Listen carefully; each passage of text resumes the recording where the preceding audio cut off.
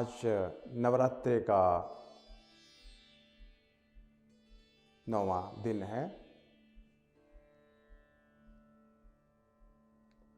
आप सबको मुबारक हो। हाँ, पीछे अष्टमी वाले दिन चर्चा कर रहे थे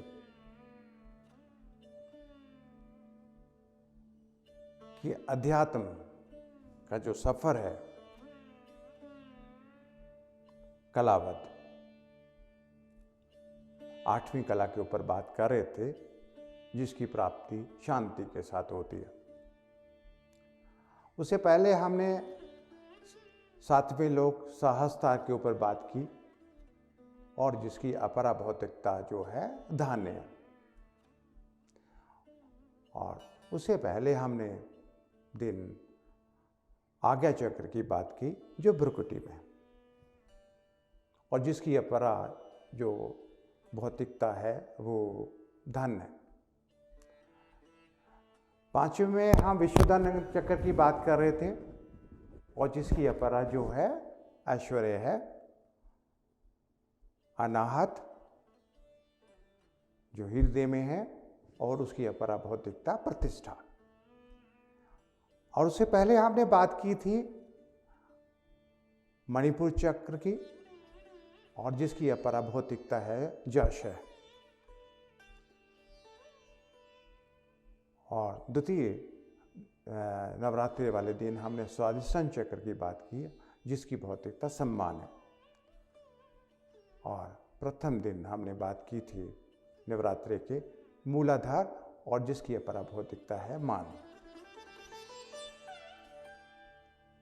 तो हमारी जो कलाएं हैं 16 कला में,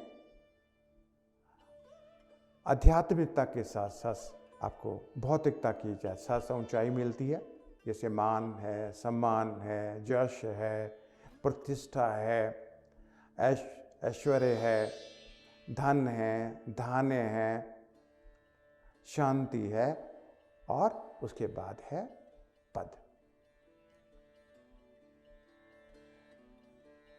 संसार हो या परलोक हो,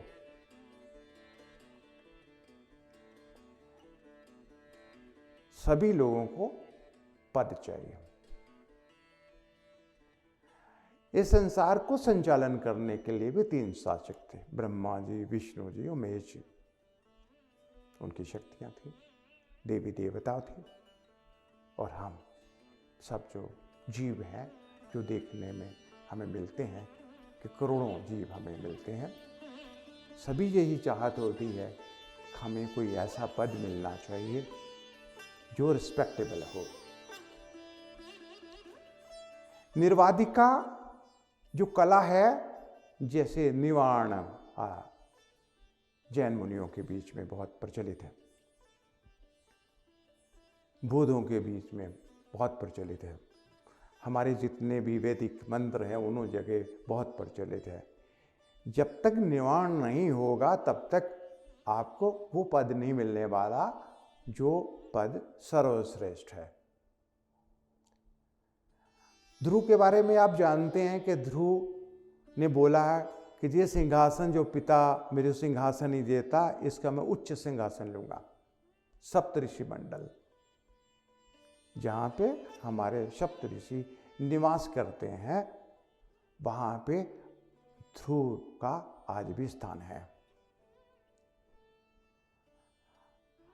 अध्यात्म में जिस स्थिति को आप प्राप्त करना चाहते हैं, जो सर्वश्रेष्ठ स्थिति है, जिसको हम सच्चिदानंद स्वरूप परब्रह्म परमात्मा कहते हैं, वहाँ तक पहुँचते हुए जब हम अनेक हो जाते हैं, अनेक लोगों को आत्मानुभूति हो जाती है, जिसको हम कहते हैं ईश्वर। भगवती महादेवी हमारे को उपदेश देते हुए कहती हैं, मैं मलिन प्रधान महामाया के साथ जीव के साथ रहती हूँ। जो अज्ञानी है, मैं उसको मलिन प्रधान माया के साथ रहती हूँ। लेकिन जैसे जैसे साधना में उतरता है, तो वो जीव ईश्वर बन जाता है और मैं उसके साथ शुद्ध सत्व प्रधान भगवती महामाया के साथ रहती हूँ। अध्यात्म में जो पद है वो है ईश्वर। जो जीव मलिन प्रधान माया के साथ रहता है वो जीव है, और जो शुद्ध सत्व प्रधान भगवती महामाया के साथ रहता है वो ईश्वर है। तो ये यात्रा वैसी ही है जैसे ग्रेजुएशन करने के बाद आपको बीकॉम, बीए, बीएससी, बीटेक की डिग्री मिलती है, जिससे मास्टर करने के बाद आपको मास्टर की डिग्री मिलती है, पीएचडी करने के बाद पीएचडी मिलती है। अध्यात्म भी ऐसा है कि जैसे जैसे आप जीव अध्यात्म में उतरता है तो जीव जीव नहीं रहता है, वो ईश्वर तुल्य हो जाता है। ईश्वर को शुद्ध सत्व प्रधान भगवती महामाया प्रेरित करती है सर्व कल्याण करने के लिए। मेरे साथ सामने दो ही रास्ते थे कि या तो मैं अध्यात्म में वो बातें आपको बताऊं, अदरवाइज मैं शरीर छोड़ के जहां से जाऊं। जब वो कढ़ाई करने पे आती हैं तो ऐसे ही कढ़ाई करती हैं। या तो सीधे होके जो जानते हो दूसरों को बताओ, दूसरों को शिक्षित करो, या इस शरीर छोड़ करके चलो, क्योंकि वही भगवती जीवन का संचालन करती है। और हम जानते हुए हैं कि वही शरीर का संचालन करती हैं, क्योंकि हम उनको जानते भी हैं, उनको हम सुनते भी हैं, उनको हम देखते भी हैं। जितने भी गुरु परंपरा में उतरे होंगे, जितने भी श्रेष्ठ गुरु होंगे, मैं उसमें से ये दावा करने के लिए नहीं आया हूँ कि मैं श्रेष्ठ गुरु हूँ, लेकिन वास्तविकता है बिना भगवती के इच्छा के आप इस जो गुरु मार्ग में उतरना इतना आसान नहीं है।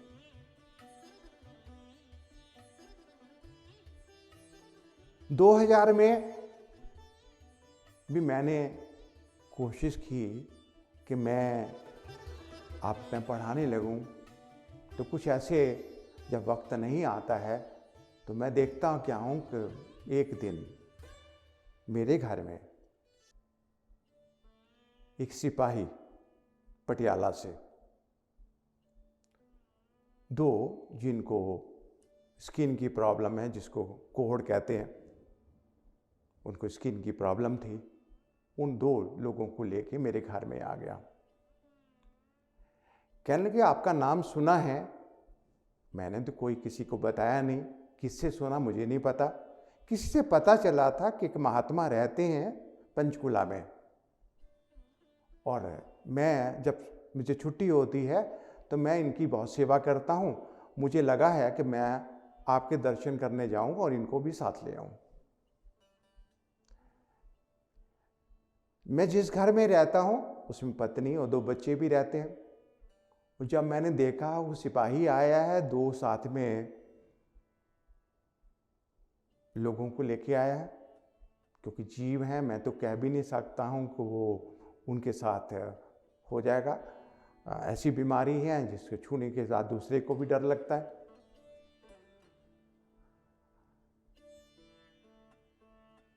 कितना कठिन है गुरु बनना कि बिना संदेश के ही भगवती ऐसी रचना करती है कि तुम उतरो तो सही। जब वो तीनों आए, उनको अच्छी तरह से स्वागत किया गया। अब उसको किन बर्तनों के अंदर उनको पानी पिलाया जाए।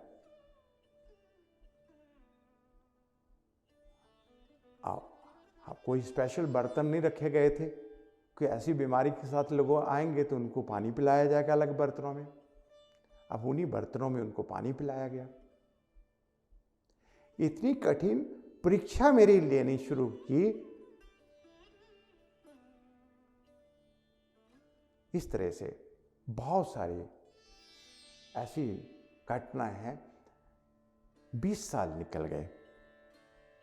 20 साल के बाद जो कोरोना ने जन जन में त्राही त्राही मचाई, चाहे सरकारों के बीच में बचाई, जब सभी के विरोध में मजबूर हो गया कि आज कुछ ऐसी बातें जरूर आपको करनी पड़ेगी कि हमारे पास आत्मा है, जो है हम हैं, वो अजर अमर है। और अगर हम आत्मा हैं तो हम पूरी तरह से ठीक हैं, हमें कुछ नहीं हुआ है, ना हमें कुछ हो सकता है। अगर हम शरीर हैं, हमें भय हो सकता है कि बहुत सारी बीमारियों से हम त्रस्त हो जाएं। तो शायद मेरे साथ भी ऐसा हो सकता था, लेकिन कुछ ऐसी बातें हुई। एक अमृतसर में गोल्डन टेम्पल में बेचारे एक रागी अच्छी तरह से लोग सुनते थे, लेकिन जब कोरोना से उनकी मृत्यु हुई तो उसी के गांव लोगों ने अपने गांव में ही उनको संस्कार नहीं करने दिया, क्योंकि वो कोरोना से मरे। दूसरे गांव में ले गए, फिर उनको अलग जगह दे दी गई कि शमशान घाट के अंदर उनका दाह संस्कार नहीं होगा, ये अलग भूमि दे देंगे, उसकी जगह दाह संस्कार होगा। जैसे उनके करने से पूरी की पूरी भूमि ही दूषित हो जाएगी। ऐसी बहुत सारी घटनाएं हुई कि ऐसा कौन सा असुर पैदा हो गया जो असुर दिखता नहीं है, लेकिन साइंटिस्ट को दिखता है। कभी तो कुछ बोलते हैं, लेकिन ऐसा मैं आपको विश्वास से कह दूं कि अगर हम चैतन्य साधना करते हैं और अगर हमारी कुंडली शक्ति जागृत है तो ऐसे रोग कभी नहीं होंगे। ये एक बात में सारे भी डॉक्टर संप्रदाय इस चीज़ को मान चुका है कि अगर किसी की इम्यूनिटी स्ट्रांग है तो ये रोग उसको नहीं सताते हैं, वो जल्दी ठीक हो सकते हैं और दूसरों को भी ठीक कर सकते हैं। ये बात जो मैं आपको बोल रहा हूँ, ये बात वो भी इसी बात को बोलते हैं। और हमारी इम्यूनिटी स्ट्रांग साधना से हो सकती है, लेकिन ऐसा नहीं हो सकता कि आप ज़्यादा खाने लगेंगे उससे हो जाएगा। जितना आपको आत्म शक्ति प्राप्त होगी उतना ही आप स्ट्रांग होंगे, जितनी ही गायत्री मजबूत होगी उतनी ही मजबूत होंगे। तो हम जीव से ईश्वर बनने की यात्रा हम संपन्न करते हैं। और ईशोपनिषद ने मैं साफ साफ बोला कि जीव साधना करते हुए ईश्वर तक पहुंचता है। जो शुद्ध सत्य प्रधान महामाया के साथ स्थित रहता है वो ही ईश्वर है। उपनिषद में जो भी कहा जाता है बिल्कुल ठीक कहा जाता है। हम जितनी उसके ऊपर बहस कर लें, लेकिन तब तक हम नहीं जान सकते जब तक हम स्वयं नहीं करें। तो मैं कहूँ इस वक्त ज़्यादा वाद विवाद करने की ज़रूरत नहीं है। ये जानने किसको जानना है, स्वयं को जानना है, कुछ दूसरे की जानकारी नहीं लेना है। और इस पद को जो हमारा 9वीं कला है पर निर्वादिका चक्र में आती है, इसके ऊपर प्रयास करें और ऊंचाइयों को जो हमारी जो 16 सीढ़ियाँ हैं उसमें से 9वीं सीढ़ी जो है पद है जो निर्वादिका के बाद ही आपको प्राप्त होता है। और ये सब आपको प्राप्त हो, इतना ही आशीर्वाद देकर आज के जो प्रवचन है इस लेक्चर को समाप्त करता हूँ। आज का दिन आपके लिए शुभ हो। 9वीं के लिए आप इस साधना में आप उतरें, भगवती आपको आशीर्वाद दे और आपको इस यात्रा प्रारंभ करने का अवसर मिले। इतना कहते हुए आपको मैं आशीर्वाद देता हूँ।